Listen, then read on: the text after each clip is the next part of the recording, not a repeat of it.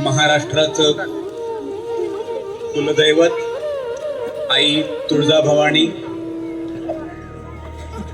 महाराष्ट्राचं आराध्य दैवत छत्रपती शिवाजी महाराज,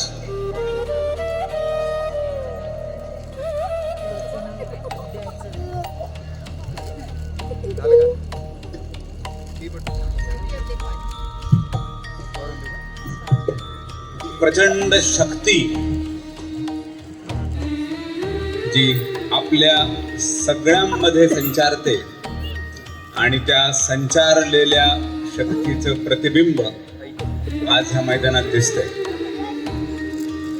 या हिंदू संमेलनासाठी मंचावर उपस्थित आपल्या सर्वांना आशीर्वचन देण्यासाठी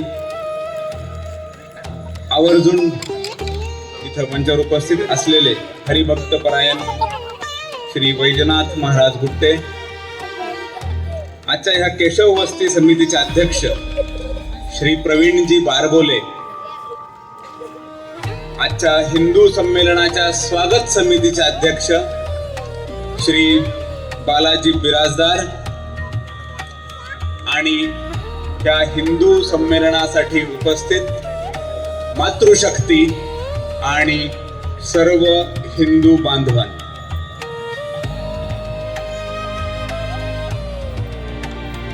आज आपण इथं उभं राहतो. मी आज आपल्या सर्वांसमोर इथं उभा आहे, त्याचं एकच कारण आहे, ते म्हणजे माझ्या पाठीशी अखंड आशीर्वाद असलेली छत्रपती शिवाजी महाराजांची मूर्ती.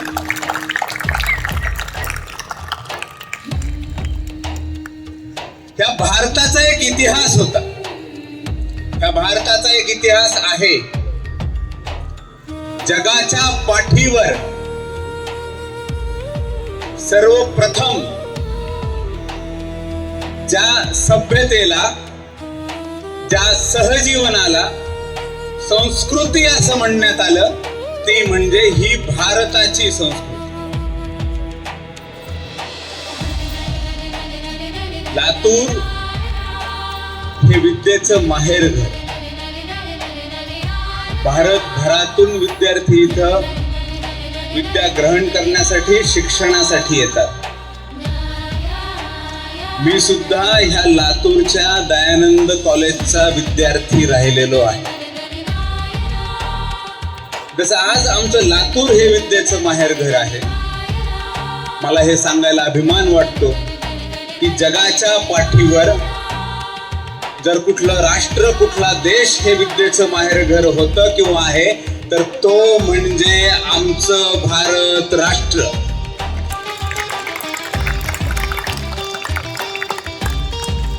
जगाच्या इतिहासात पहिल्यांदा ज्याला पुस्तक म्हणण्यात आलं, आज आमच्या सगळ्यांच्या घरात कुठलं ना कुठलं एक पुस्तक आहे, परंतु जगात ज्याला पहिल्यांदा हे पुस्तक असतं बाबा असं म्हणण्यात आलं, त्या पुस्तकाचं नाव म्हणजे आमचा ऋग्वेद. जगाच्या पाठीवर जी पहिल्यांदा शस्त्रक्रिया, ऑपरेशन, मेडिकल ऑपरेशन करण्यात आलं, ते सुद्धा ह्या भारत राष्ट्रात. आज ऑस्ट्रेलियाच्या मेडिकल युनिव्हर्सिटीमध्ये भारताच्या महर्षींचा पुतळा हा आद्य किंवा फर्स्ट सर्जन म्हणून लावण्यात येतो. हा आमच्या भारताच्या सांस्कृतिक, वैज्ञानिक आणि सहजीवन असल्याचा पुरावा. हे आमचं भारत राष्ट्र होतं, हे फुललेलं होतं. अनेक वेगवेगळ्या संस्कृती इथे जन्माला आल्या होत्या. नालंदा सारखं एक जगत विख्यात विद्यापीठ इथं होतं.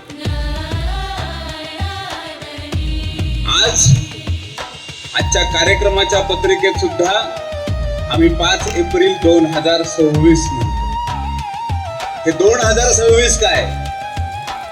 येशू जन्माला त्याला 2026 वर्ष. परंतु आज आम्ही जर आमचं युगाब्द कॅलेंडर बघितलं तर त्याचं वर्ष 5128 आहे.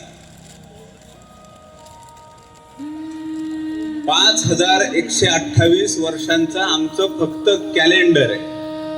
त्याच्या आधीची संस्कृती, त्याच्या आधीची हजारो वर्ष ती अजून आम्हाला मोजणं बाकी आहे.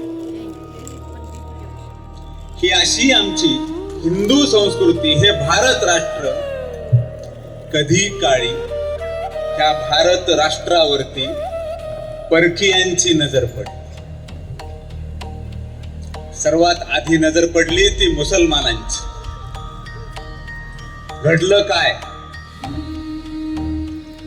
आजही भारतरत्न बाबासाहेब आंबेडकरांनी जो इतिहास लिहिलाय, तो इतिहास आम्ही वाचला तर आमच्या लक्षात येईल, ज्यावेळी बाबासाहेबांनी भारताचा प्राचीन व्यापार नावाचं पुस्तक लिहिलं, त्या पुस्तकामध्ये आज ज्या इस्लामिक देशांमध्ये युद्ध चालू आहे तिथं मंदिर असल्याचे पुरावे आणि 365 मूर्त्या एका मंदिरात असल्याचा उल्लेख बाबासाहेबांनी केलेला.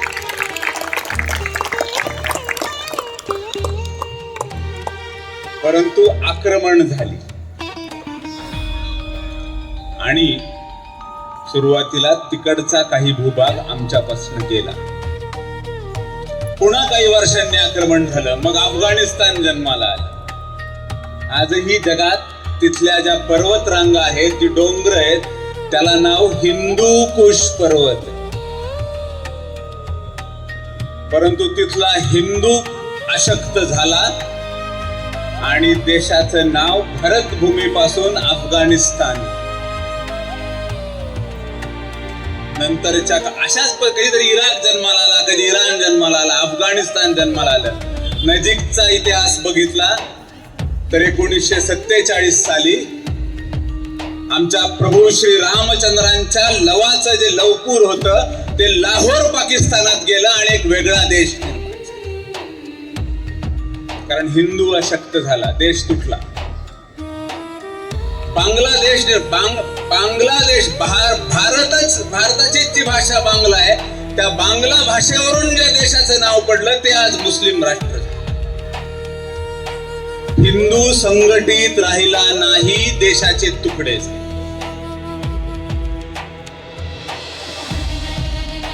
आज आम्ही जिथं बसलोय, जिथं बोलतोय, हा हिंदूंसाठीचा शेवटचा तुकडा जगाच्या पाठी. दुसरं हिंदूंचं राष्ट्र पृथ्वीवर नाही. आज इथं हिंदू संघटित दिसतोय म्हणून भारत दिसतोय. असं काय घडलेलं होतं? असं काय कधी इतिहासात ऐकलंय आम्ही हिंदूंनी कुणावर चाल केली? कधी घडलं नाही. परंतु आक्रमण झालं, आमचं नालंदा विद्यापीठ जळलं. इतिहास दाखले देतोय की 6 महिने विद्यापीठ जळत होतं.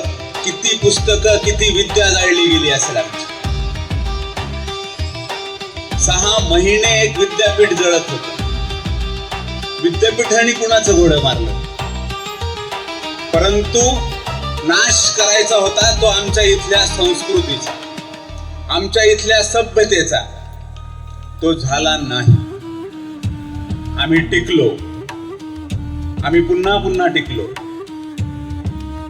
काय घडलं होतं असं ते म्हणजे आमच्या तुळजापूरच्या आई भवानीवर अफजल खान चालून आला होता. आमची देवळं पाडली, आमची विद्यापीठं जाळली.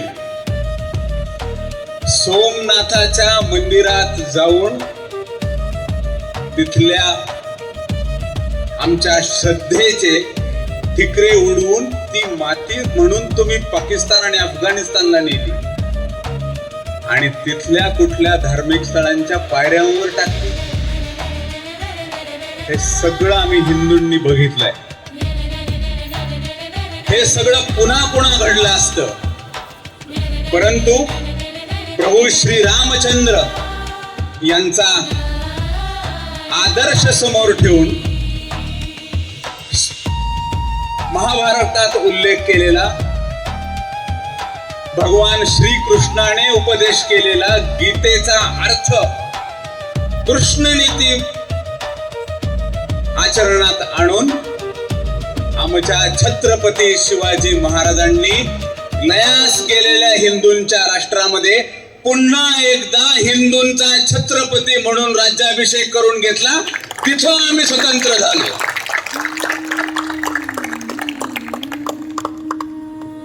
राष्ट्र विसरलं होतं. एकही राजा राहिला नव्हता. छत्रच नव्हतं हिंदूंचं. कोणीच राजा म्हणून घ्यायला घाबरत होता. त्या वेळेला वयाच्या अगदी कोवळ्या वयात काही सवंगड्यांना बरोबर घेऊन रक्ताचा धारोष्ण अभिषेक महादेवाला करून त्या बाल शिवाजीने जे शपथ घेतली आणि त्याचं कारण राहिलं ते म्हणजे आशिष जाधवर हा स्वतःचं आडनाव जाधवर हे लावू शकतो.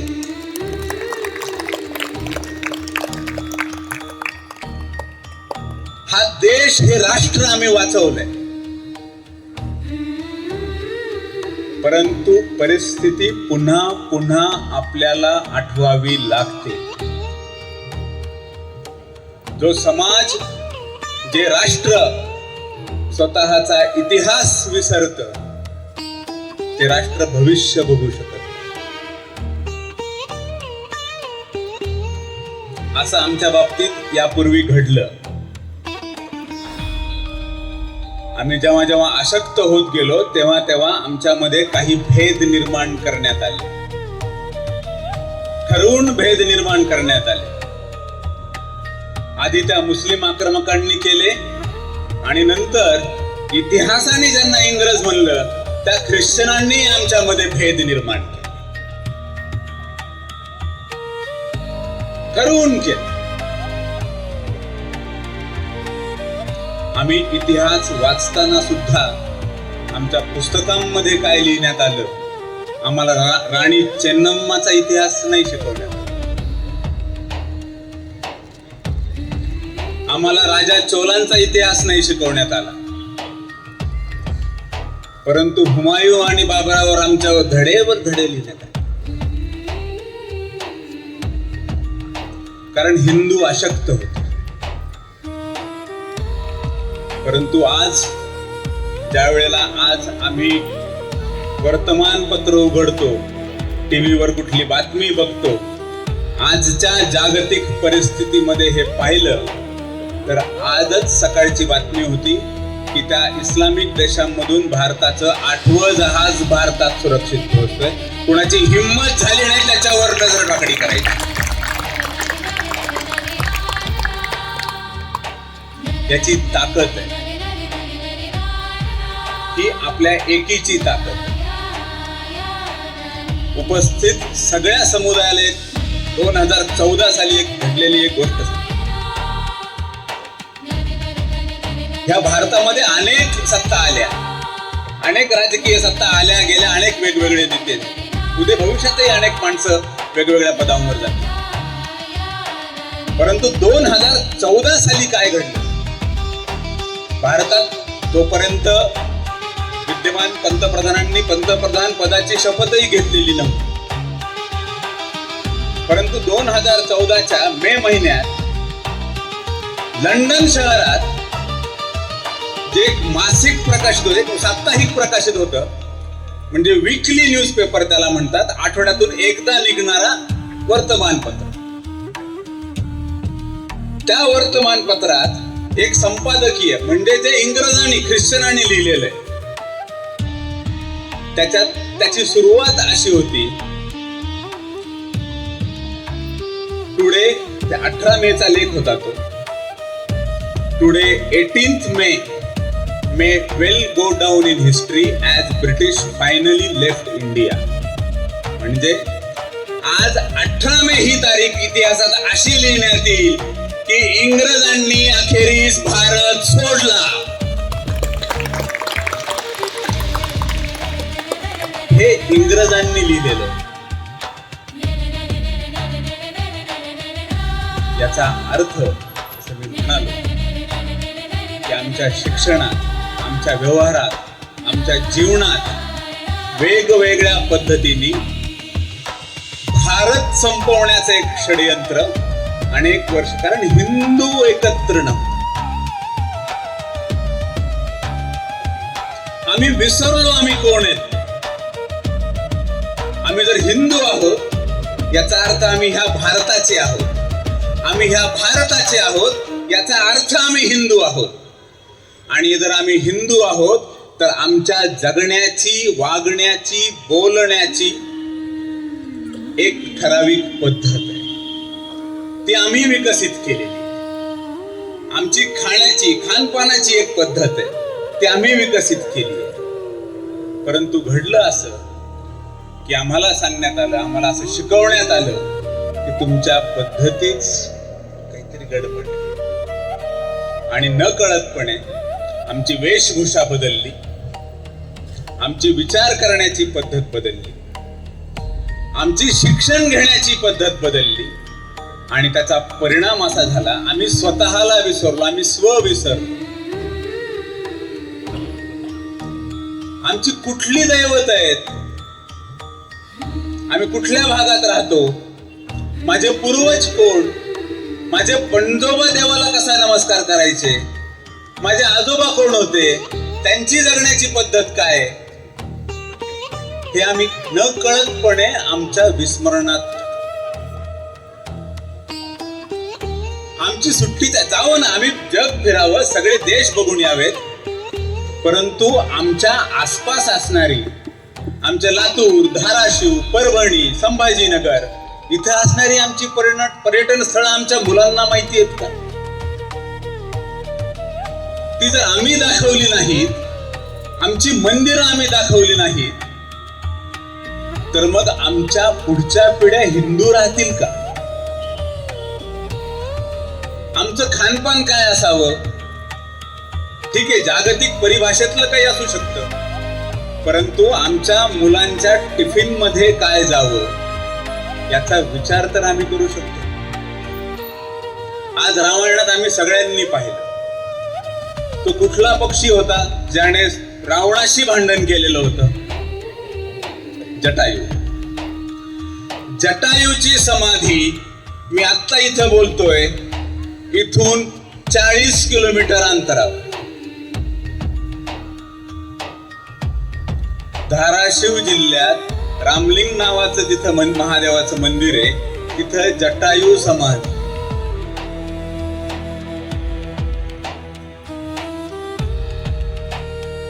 ही पर्यटन स्थळं, ही आमची धार्मिक स्थळं, ही आमची शक्ती, ही आम्ही कधी बघणार?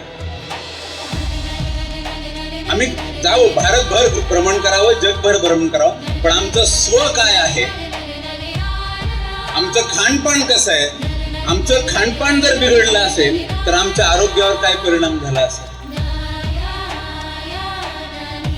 आधुनिकतेच्या काळात आधुनिक व्हायचं म्हणून आम्हाला कोणी पाश्चिमात्य करण्याचा प्रयत्न केलाय का? आज जग 21 जूनला जागतिक योगा दिन, वर्ल्ड योगा डे साजरा. योग म्हणजे महादेवाने त्याचा साक्षात्कार केला, ती योगाची प्रक्रिया. हे आमचं स्व आहे, हे आम्ही कसं विसरतो? पण ते विसरायला सांग. आज आम्ही सगळे कोका कोला किंवा अजून कुठलं तरी एखादं कोल्ड्रिंक पितो. ज्यावेळी त्या 90च्या दशकामध्ये हे सगळे कोल्ड्रिंक्स आले होते, त्याच्या एका मोठ्या कोल्ड्रिंकच्या एका मॅनेजरला भारतातल्या पत्रकारांनी प्रश्न केला होता. आता मार्केटिंग वगैरे आपल्या सगळ्यांना माहिती आहे, कशा जाहिराती येतात. आम्ही प्रश्न केला होता किंवा भारतातला सगळ्यात मोठा प्रतिस्पर्धी कोण तुमचा? तर त्याने सांगितलं होतं, भारताच्या काना कोपऱ्यात मिळणारं फुकटचं थंड पाणी. याच्याशी त्यांनी स्पर्धा केली आणि आज आम्हाला डॉक्टर कडून लिहून आणावं लागतं की इथून पुढे कोल्ड्रिंक पिणार नाही.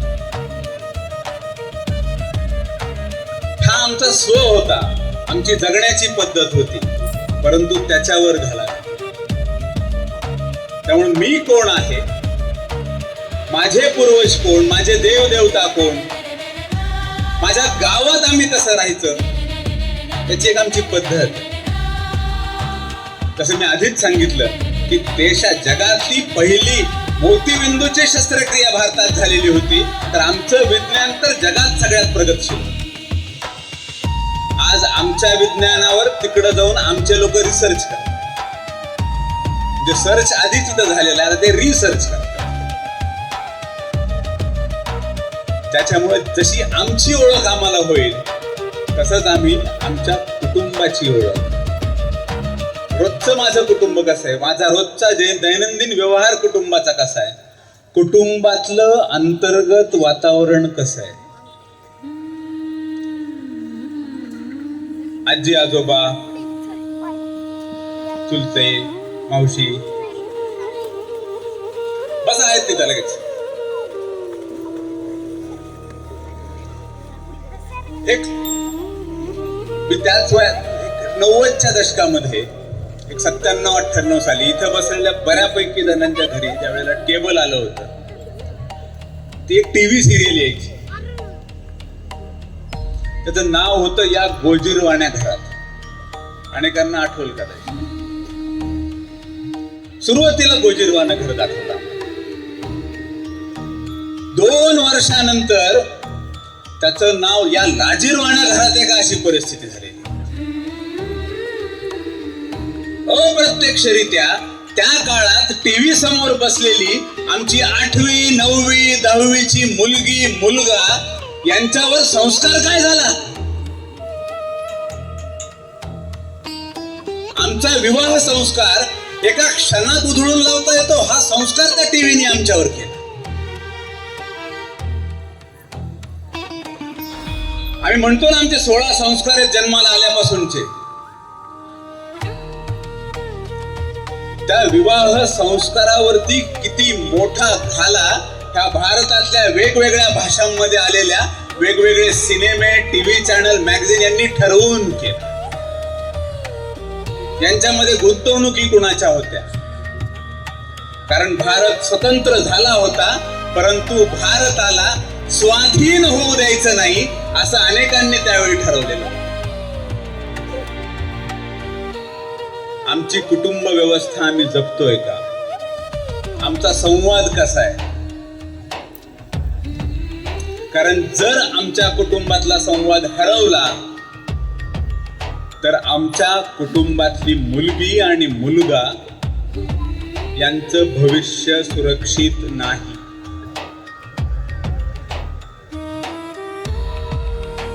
किमान 350 केसेस लव्ह जिहादच्या मी स्वतः लढलोय किंवा बघितलंय. आता तिथे एक बोर्ड लिहिलेला आहे, एक ताई लव्ह जिहाद पासून आणि एक गाय कसायापासून वाचली पाहिजे.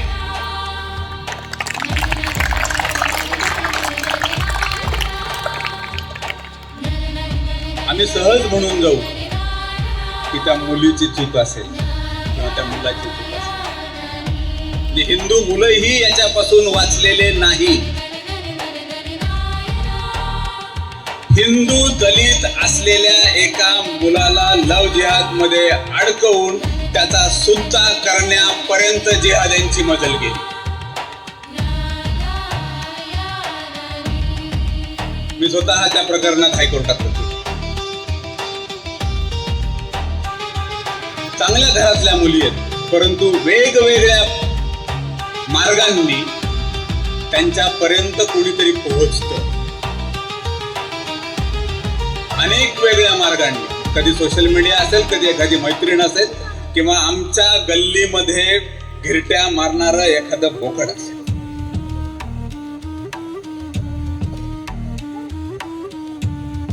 उच्च शिक्षित मुली जॉबच्या ठिकाणी गेल्यानंतर माहीतच नाहीये त्या जॉबची जागा कशी आहे. पुण्यातल्या एका 1 BHK फ्लॅटच्या नावाखाली 7 कंपन्या रजिस्टर होत्या आणि ऑफिसमध्ये गेल्यानंतर नशा येईल असं रूम फ्रेशनर तिथं होतं आणि त्या नशेच्या बळी पाडून मुलींना वश केल्या जातात.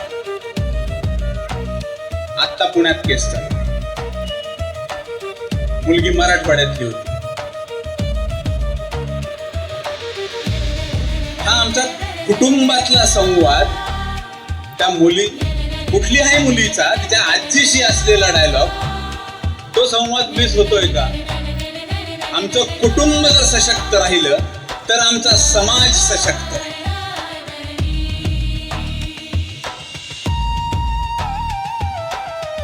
आज आम्ही हिंदू संमेलन म्हणून एकत्र येतो. काय त्याचं चिंतन काय करायचंय आम्हाला?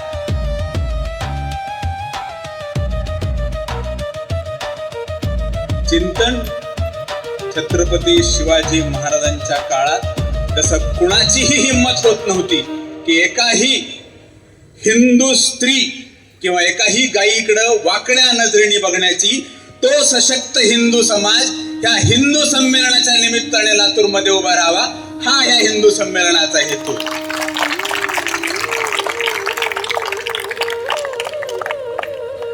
जसं आमचं कुटुंब सशक्त पाहिजे तसा आमचा समाज, हिंदू समाज सशक्त पाहिजे. आमच्या घरी आमचं ज्यावेळी जीवन चालतं, माझं वैयक्तिक, तुमचं वैयक्तिक, कुणाचंही वैयक्तिक जीवन ज्यावेळी चालतं, हे चालताना आमचं एकट्याचं जीवन नाही चालत, अनेकांचा हातभार असतो. म्हणजे मी ज्या सलून मध्ये जातो तिथं जो न्हावी आहे त्याचा हातभार आहे. आमच्या घरात जी मोलकरीण येते कामाला, तिचा हातभार आमचं कुटुंब चालण्यात आहे. दूध घालायला जो गवळी येतो त्याचा आमच्या जीवनामध्ये अविभाज्य घटक आहे. आमच्या गाडीचा ड्रायव्हर, त्याचा आमच्या जीवनात अविभाज्य घटक आहे. आमच्या गल्लीतला कचरा उचलणारा सफाई कर्मचारी आणि आमच्या नाल्या साफ करणारे कर्मचारी, त्यांचाही आमच्या आयुष्यात खूप मोठा वाटा आहे, हे आम्हाला समजून घ्यावं. आम्हाला माहिती आहे आमच्या दूधवाल्याच्या घरी काय चाललंय, त्याचे आई वडील कुठे आहेत, कुणी आजारी होतं का, मुलं कितवीला आहेत, घर पक्क आहे कच्च आहे, उन्हाळा आलाय, म्हशीला गाईला चाऱ्याची व्यवस्था आहे का. हा आमचा आत्मीय भाव. जसं आम्ही आता टाळ्या वाजवतो की पहिला ग्रंथ ऋग्वेद होता, तर त्या ऋग्वेद ग्रंथातलं एक वाक्य ह्या निमित्ताने सांगतो. ऋग्वेद ग्रंथाने आम्हाला असं शिकवलंय, एकैव मानुषी जातीही, सगळे मनुष्य हे एकाच कुळातले आहे. आमच्यामध्ये कुठलाही जातीभेद हा नाही. हे आमचं सहजीवन असलं पाहिजे, पूर्वीपासून असं. आम्ही महाभारत वाचलं तर आमच्या लक्षात येईल, पांडवांपैकी जो भीम होता त्याच्या पत्नीचं नाव हिडिंबा होतं, राक्षस. अर्जुनाचा विवाह नागकन्येशी झालेला होता, थेट दुसऱ्या कुळात. परंतु त्यावेळी हे भेदाभेद नव्हते. जसं मी आधी म्हणालो, आमच्यावर परकीय आक्रमण झाली आणि त्यानंतर ज्या वेळेला एखादं शरीर अशक्त होतं, मग त्याला व्याधी जडतात. त्याचप्रमाणे हिंदुस्थानचं शरीर अशक्त झालं आणि आमच्यामध्ये जातीभेद नावाचे एक पिढा आम्हाला लागली. आज आम्हाला हिंदू म्हणून सशक्त राहायचं असेल तर आम्हाला प्रत्येकाकडे, आमचं जर ऋग्वेद म्हणतोय सगळे एकाच कुळातले सगळे मनुष्य, तर मग आम्ही कोण लागून गेलो भेदाभेद. महर्षी वाल्मिकीचं रामायण आहे ना. जर आमचा इतिहास, आमचे ग्रंथ, आमचे देवदेवता आमच्यात भेद करत नाहीत, तर आम्ही कोण लागून गेलो भेद करणार. असतील जगण्याच्या काही थोड्या बहुत पद्धती वेगळ्या, कुळदैवत वेगवेगळे असतील. आज एकाच घरात, माझ्याच घरात माझ्या आईला गुरुवार आहे आणि बायकोला सोमवार आहे, पण त्यांचं भांडण नाही होत. असंच सगळ्या घरात आहे, कोणाला तर शनिवार आहे. जगण्याच्या उपासना पद्धती आमच्या वेगळ्या असतील, परंतु हिंदू म्हणून आमचं नॅशनल कॅरेक्टर, राष्ट्रीय चरित्र हे एक आहे. हे आम्हाला ह्या हिंदू मेळाव्याच्या निमित्ताने जगाला दाखवून द्यायचंय.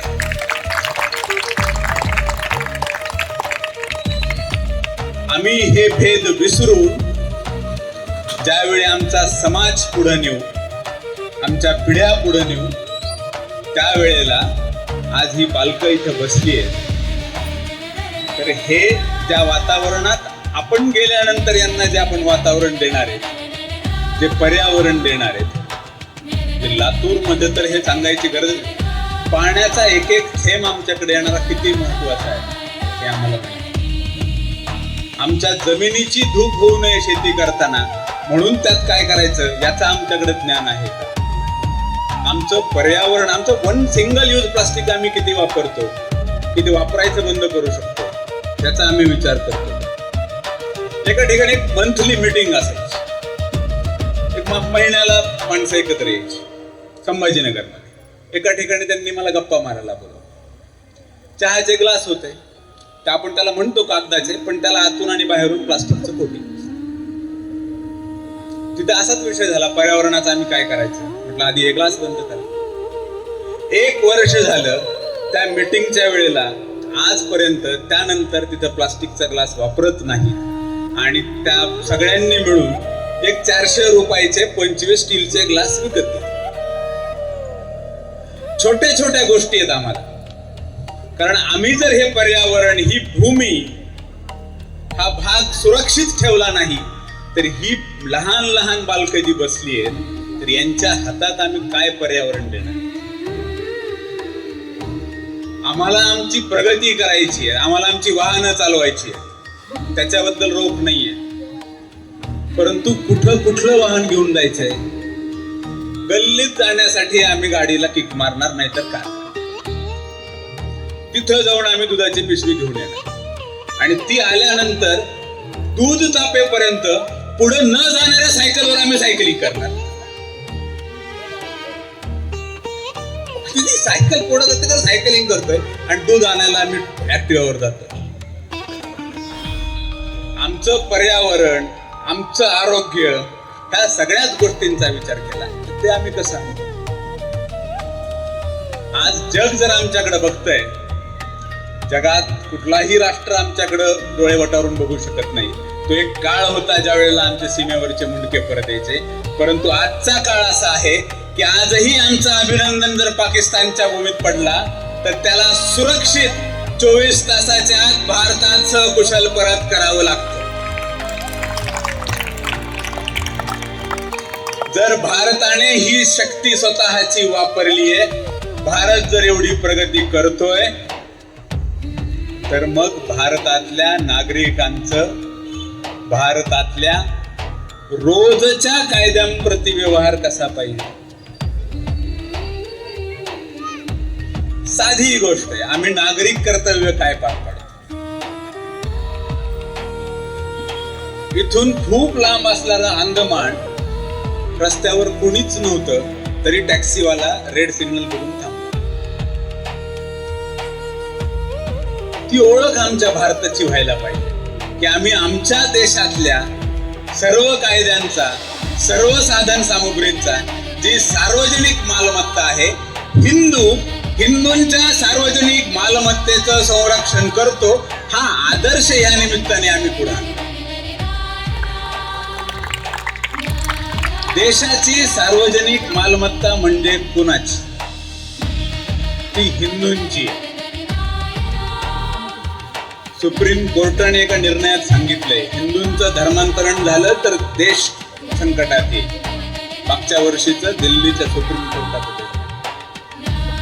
जर न्यायालय असं म्हणत असेल तर इथल्या सार्वजनिक मालमत्ता, इथले सार्वजनिक नियम ते हिंदूंनी हिंदूंसाठी बनवलेत, ते यथोचित पाळून आम्ही हिंदू आहोत, हिंदुस्थानचे आदर्श नागरिक आहोत, आम्ही आदर्श लातूर घडवू असा संकल्प ह्या निमित्ताने हिंदूंनी निश्चित केला. जसं मी सांगितलं की आमचे वेगवेगळे जगण्याचे बिंदू, याचा आम्ही विचार करत करत त्या हिंदू संमेलनाच्या निमित्ताने जसं 80,000 85,000 प्रत्येक संमेलनाचं रेकॉर्डिंग पोलीस करतात. काही हरकत नाहीये करू द्या. परंतु हिंदू एकत्र येऊन हिंदू संमेलनामध्ये काय विचार करतो याचा विचार आम्ही केला पाहिजे आणि आम्ही तो आदर्श जगासमोर ठेवला पाहिजे, इतर समाजांसमोर. ह्या हिंदुस्थान आहे, हे भारत आहे, याला आम्ही नीट आहे, नीट ठेवू, चांगलं ठेवू, सुरक्षित ठेवू. आमच्या समोर प्रभू रामचंद्रांचा आदर्श. गेली 500 वर्ष राम मंदिर नव्हतं. प्रभू रामचंद्रांनी जीवनात चरित्र आमच्या समोर ठेवलेलं. जसं मी सांगितलं कुटुंबाचं त्याच्यातलं, जर एखादा आजच्या काळात जर कोणी माणूस म्हणला की अरे तुला वाटणी देत नाही पोरा, तर तो मग कोर्टात बघतो. प्रभू रामचंद्रांनी तसं केलं नव्हतं. वनवासाला निघाल्यानंतर हिमालयाकडे जाऊ शकले असते, परंतु प्रभू रामचंद्रांनी बाहेर पडताना संपूर्ण भारत कवेत घेण्याचा प्रयत्न केला आणि संपूर्ण भारताला राममय करण्याचा प्रयत्न केला. त्यामुळे प्रत्येक हिंदूंच्या घरात आजही रामनवमीला एक दिवा तेवत राहतो. तो दिवा तसाच ठेवत राहण्यासाठी आज इथं उपस्थित सर्व हिंदूंनी आम्ही एक आहोत, एक राहू आणि सुरक्षित राहू असा संकल्प या निमित्ताने करूया. आम्ही सगळे आमचे दोन्ही हात वर करून छत्रपती शिवाजी महाराज की, छत्रपती शिवाजी महाराज की